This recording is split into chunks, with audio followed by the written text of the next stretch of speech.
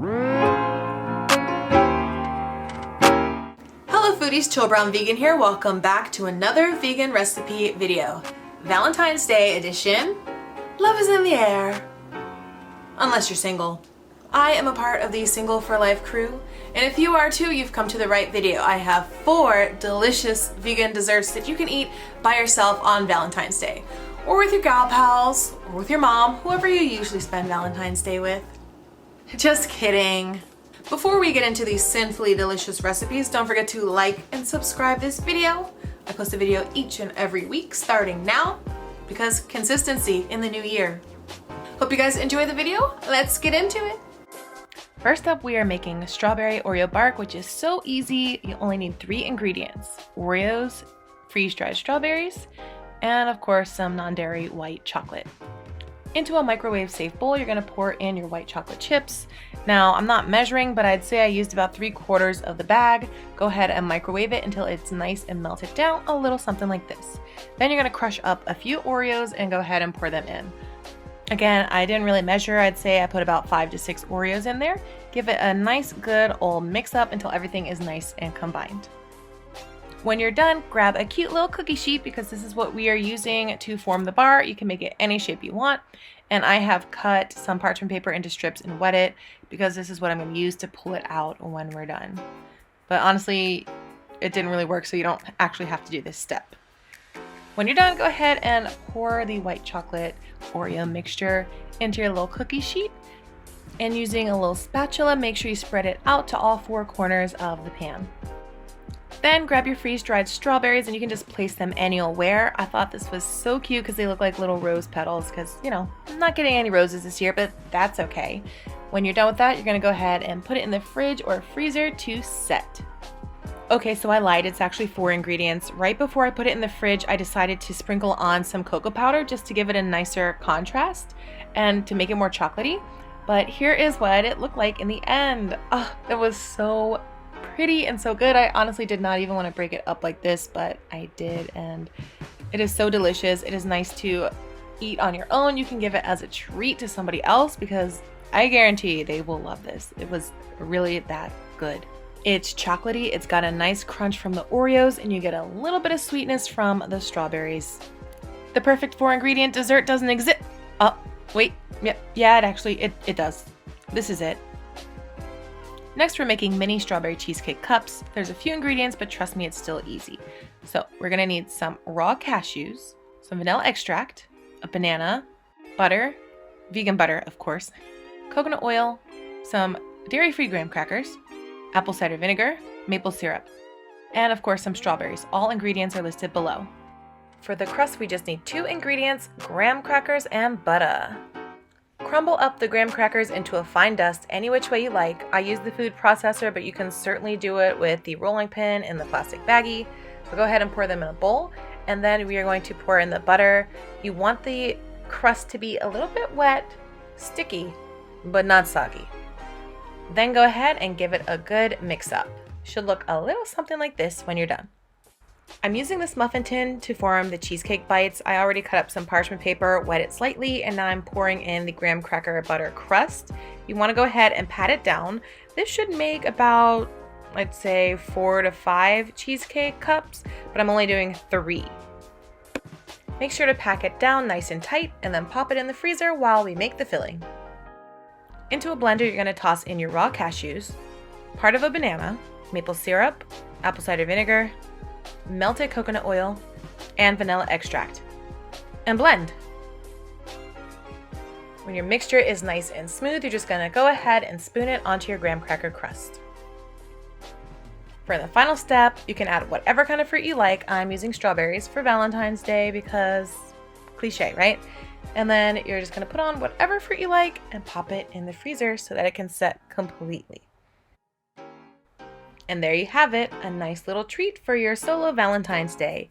If you got good teeth, you can bite into it right away, but if you're like me, you might want to let it sit at room temperature for about 20 minutes, but these are so good, slightly sweet, kind of sort of healthy, and 100% delicious.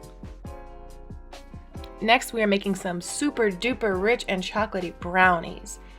First, you're going to start off with a cup of hot water. you're also going to need a packet of instant coffee. So go ahead and open up the packet, pour it into the water, and you're going to give it a stir until it's nice and dissolved. Believe it or not, this is what we're going to be using to make our flax egg instead of water, simply because it will enhance the taste of the chocolate. So go ahead and get another bowl or a cup or a mug, whatever you got, and pour in your flax meal. And then you're going to add the coffee into the flax meal and whisk that all together until it's nice and combined. When you're done, you're going to want to set it aside for about 10 to 20 minutes, preferably in the fridge until it thickens. It should look something like this. Now let's prepare the brownie mix. You're going to need some all-purpose flour, some sugar, some vegan butter yet again, some cocoa powder, chocolate chips, vanilla extract, baking powder, and some salt. Divide the chocolate chips in half. You're going to set half of it aside and then melt the other half in the microwave. Grab a large mixing bowl, and to it you're going to add in your sugar and your melted butter, and then you're just going to whisk it all together. To this, you're going to add your vanilla extract, your instant coffee flax egg, and the melted chocolate. Now, you do want to move pretty quickly with this melted chocolate. Have all your other ingredients on standby because once it starts to cool, it will harden and it will be very hard to mix. So just keep that in mind. Now mix all of that together until it is nice and combined and thicker than a Snicker. It should look something like this. And yes, I know what it looks like. You don't need to say it. Now we're moving pretty quick here because we do not want the chocolate to harden. So you're going to go ahead and sift in the flour, cocoa powder, baking powder, and salt. And then you're going to fold all of that together until it's combined. So as you can see, it is a little bit tough to mix, and that is because, like I said, the chocolate cooled down and it was starting to harden up a bit, so I did have to go in with my hands. Once it got all mixed up, I added in the other half of the chocolate chips, and then once again I went in with my hands and just kind of folded all of that in until it was nice and combined, and I felt like the chocolate chips were pretty much evenly spread throughout the mixture. I had my greased baking pan on standby. I just went ahead and plopped my mixture in, took a spatula and spread it out to all four corners of the earth, and then I baked it in the oven at about 350 degrees for 30 to 35 minutes. This is not even cooked yet and it already looks so good, but once you are done, it should look a little something like this.